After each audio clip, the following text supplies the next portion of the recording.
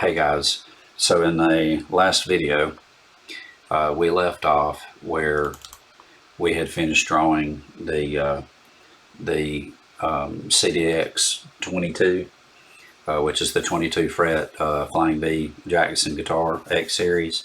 And anyway, we did so by tracing this image. And if you haven't watched that video, please stop and watch that video so you'll know where we are. Anyway, for the rest of you, we're going to move forward, and we are going to turn off the pictures, or the picture layer. We're going to highlight the curves, all of the curves. We're going to say File, Export Selected, and we are going to call this. First off, we want to export as DXF, and we're going to use that. We're going to override this file, Rhino curves DXF. Yes, replace it. You won't get that. You won't get that dialog box. Export scheme, just leave it default and hit OK. All right, and then once that's finished, we're actually finished with Rhino. Save changes? No. So now we're going to take Vectric VCarve and create a new file. These dimensions are correct in my case. I'm going to be using a 19mm piece of MDX. Most likely I'll change this if not and recalculate the toolpaths. It doesn't really take that long. So we're going to look at our layer manager, and we have default layer 1. That's fine. So we're going to say OK if your measurements are good for what you're doing. Hit OK. We're going to go File, Import Vectors.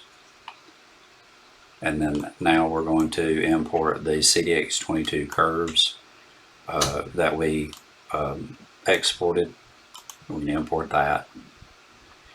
Now, while these curves are now vectors, while they're still selected, we're going to click on this Transform Objects Centering or Alignment tool, and we're going to click on this in the middle where it centers it on the workpiece. Okay, so now everything's centered on the workpiece.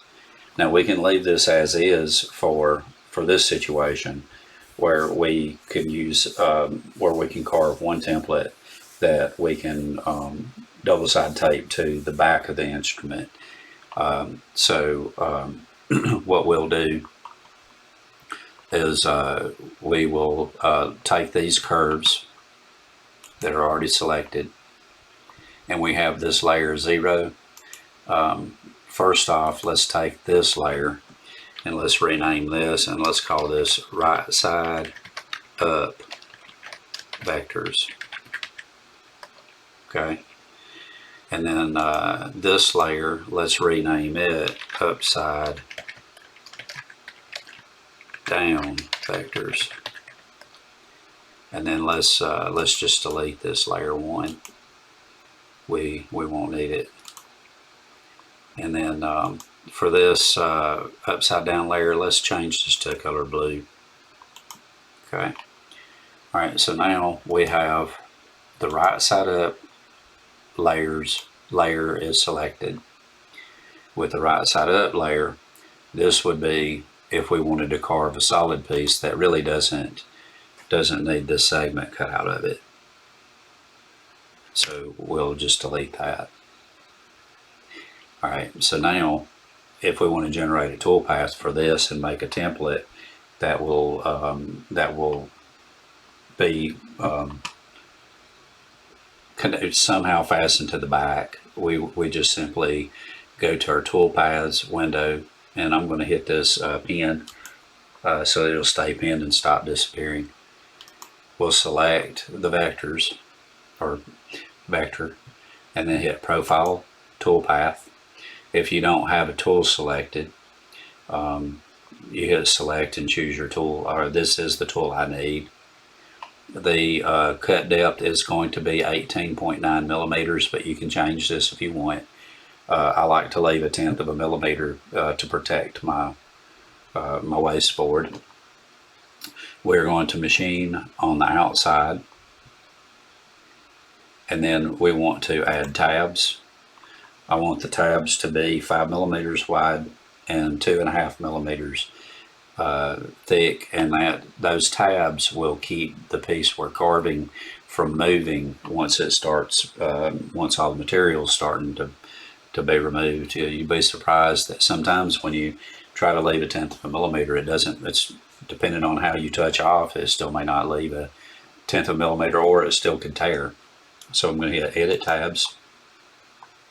I want 4 tabs. I'm going to leave this where it says avoid corners and curved regions, and hit add tabs, and then close. All right, so now we're going to call this right side up. We'll call this right side up profile. Okay. Or we can, or how about we call it back template, and calculate. And you can preview this, and you can see this looks like the Flying V guitar. Right? And see, that would be all you need to do if you know you're going to use a template on the back. Okay. But I'm going to take this template, and I'm going to place this template onto the top because I'm making this repair, and I'm probably just going to use a hand router instead of a table router. And so when I go to make this repair, I need to cut a pocket in the place where the fretboard is connected, because this is a neck through construction guitar. So I'm going to look at the upside down vectors, and that's what I'm going to select. And I'm going to turn off the right side. Oops, I'm not either. Oh, okay, I see what happened. That's okay. Oh, that's okay. So let's leave the upside down vectors selected. Right? This will be fun. It's good practice. File, import vectors. And we'll just import these vectors again. We'll center them again. And once they're centered, we will use the transform objects mirror, and we will flip them horizontally. Okay. Now, one thing that will need to be changed, where we have these, where we have this pocket that we have to carve, if we don't overlap this section here, there will be a little slither on each side due to the radius for a tool. So what we would need to do is we would need to take this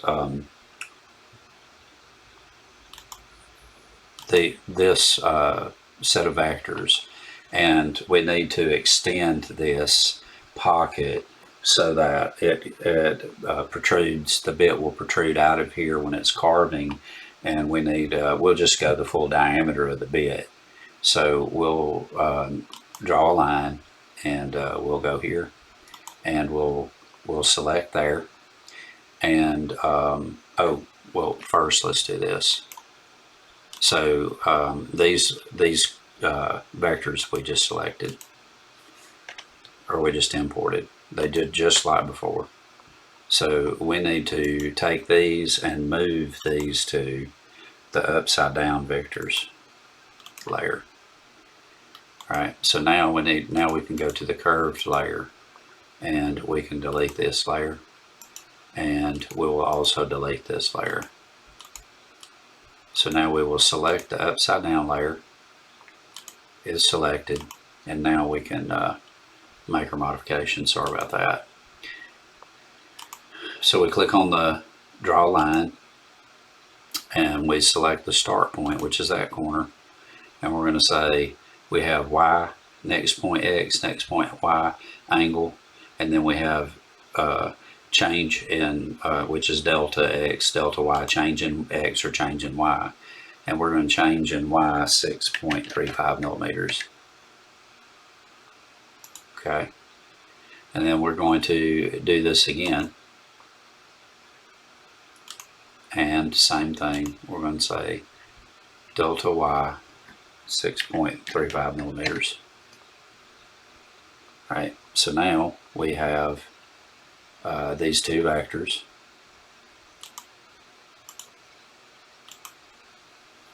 and all three, well actually, and we can join these together, but the first thing that we're going to need to do is we are going to need to highlight this set of vectors, and I'm going to temporarily, because every time I use VCarve and I have vectors on top of each other, if I don't separate them, I have a tendency to sometimes inadvertently cut the wrong ones. So let's say move this to a new layer. Let's call it the temp layer. And then let's go turn the temp layer off. Okay. So now we want to highlight this and say we want to trim. There. Okay. By the way, that's what the little scissors are, and we trimmed that out. And VCarve was smart enough to figure out that our intentions were of joining these vectors all together, and it did it automatically, which is pretty cool. So now we're going to go to the temp, and we're going to say move to the upside down layer, and then now we're going to just delete that temp layer. You don't have to do all that, but I like to organize my stuff that way. All right, and see, before we do anything else, let's say save as, and let's call this CDX body template. Okay. All right, so we have the right side up back template, and then now we're going to have this pocket carve, and we're going to select a pocket toolpath. Still going to use that same end mill. We're going to go 10.5 millimeters deep, and that came from measuring the fretboard off of the body and then the fret off of the fretboard.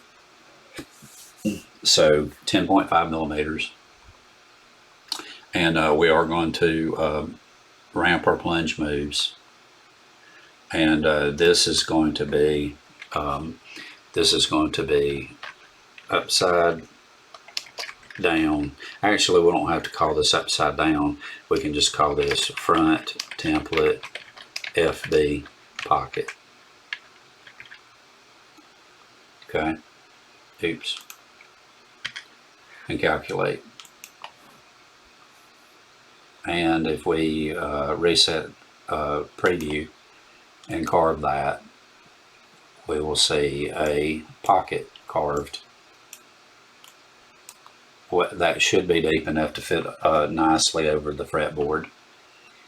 Okay, and then now we're going to go back to the 2D version, or 2D view, and we're going to select the perimeter, and we are going to do a profile toolpath with a 1/4 inch 4-flute end mill. We're going to carve 18.9 millimeters. We're going to add tabs, edit tabs. I want 4 tabs, and add tabs, just like before. Okay, so now we have 4 tabs, and we want to add ramps, and we want to ramp 50 millimeters, which is around 2 inches. And we're going to call this toolpath, we're going to call it a front template perimeter carve. And after you preview this, if you look, you should notice that because we went beyond that area up here and we went the diameter of the bit, we have no slithers up here, so this should just fit straight over the fretboard. And there we go, we're finished. So if we want this template, I'm going to save this. So if we want this template, which is going to be carved to lie down over and be fastened over the fretboard, and if you're afraid that the pocket is not deep enough, this piece is 19 millimeters, so you can say, well, carve it 11 millimeters and calculate. It's just going to recalculate the toolpath for you and take another half a millimeter. You can go further if you want.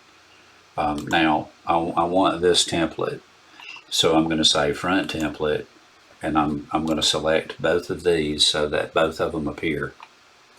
And now and I want the pocket to be carved first, so I'm going to leave this ordered, and I'm going to close the preview, and see this little save icon. I'm going to hit save, visible toolpaths, and see they're in this order. And if you hit this arrow, you can move the whichever one's highlighted up or down. But I'm gonna save all visible toolpaths to one file, and I'm going to say save toolpaths, and I'm going to say front body template. Okay. And this is going to create my G-code. Now, if you want the back template, uncheck these. Check the right side up template. Go to the save toolpath. And see it says visible toolpath, and this is the one that's visible. So this is the one that is selecting to save. You can say selected toolpath and select it. Either way. And then save toolpaths. And this right side up, we're going to call this the CDX 22 back body template. Okay.